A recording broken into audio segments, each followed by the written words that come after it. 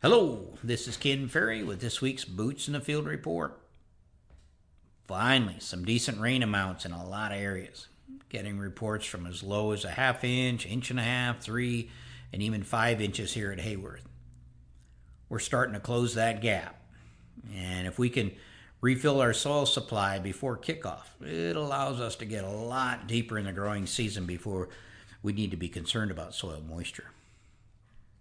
The past 10 days, a lot of soybeans went in the ground.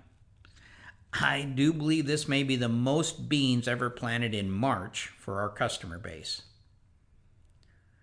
We planted some here at the campus on Monday, and I do have to say they went in pretty nice. Now, some of these areas did receive some heavy rains where 3.5 inches came in one night. And we do have some ponding, but many of the ponds soaked in less than 24 hours. The question is, how many of the planted ponds will need to be replanted? Only time will tell, but the fact that the soil temperatures are cool, I expect most of the beans will survive. Saturated and hot, it'll take them out pretty quick. But cool like this, you'll be surprised how long they last. We'll need to stay on top of these spots as the soil warms and growth gets underway. If you're scouting these ponds and you find that soft discolored seed, of course we'll need to replant them. The quicker we replant them, the more they'll yield. We have time to replant and still have early beans. The bigger job is watching all of the conventional till soybeans planted for crust developing. The beans may be in the ground a bit, and the heavy rain could create a crust slowing emergence. Now, no-till beans tend to have less crusting, but they'll need to be watched as well. We may need to help these March beans out of the ground, so let's get the rotary hoe ready, get her hooked up. The time to take out a crust is when it's light and the bean is not pushing against it. If you wait until the crust is hard, and the bean hypocotyls are swollen trying to push through it, the chances of success is a lot less. When growers were calling in and asking how many March beans should we plant, my response is no more than you can stand to replant or rotary hoe. Rotary hoeing is a lot quicker and cheaper than replanting. The trick is to go early at the first sign of crust building.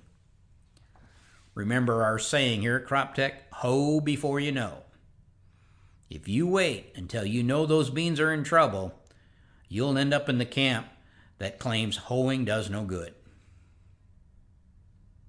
Seed samples are coming back all over the board. In general, the saturated cold scores are better this year than last year, but there are several lots that are failing. We've had a range on saturated cold scores from 95% to 9%. I hope these samples coming in below 40% are carryover seed some of you guys are bringing in from the shed. Getting complaints of seed orders getting canceled or substituted, and in some cases, seed that was delivered getting picked back up due to going out of condition. Now, while this is frustrating, if you can't get the genetics you want, this is good seed stewardship. Your company is doing the right thing, pulling that seed back before it becomes a problem. Now, I assume the seed quality problems are related to last year's production issues between the heavy disease pressure and the late drought. Instead of getting mad at your seed supplier for pulling the seed back, thank him for eliminating a stand disaster you're going to get to experience later. Getting some questions from the heavy rain amount areas. How much of our fall nitrogen have we lost? Well, the answer is not much. Due to soil temps, most of the N is still protected by your N stabilizer. Any surface applied UAN that's been applied already, there may be some loss. 1/4 of your 28% is nitrate when you apply it, and some of that could be leached. The soil is cool enough I don't think we'll see very much ND nitrifying in those ponded areas.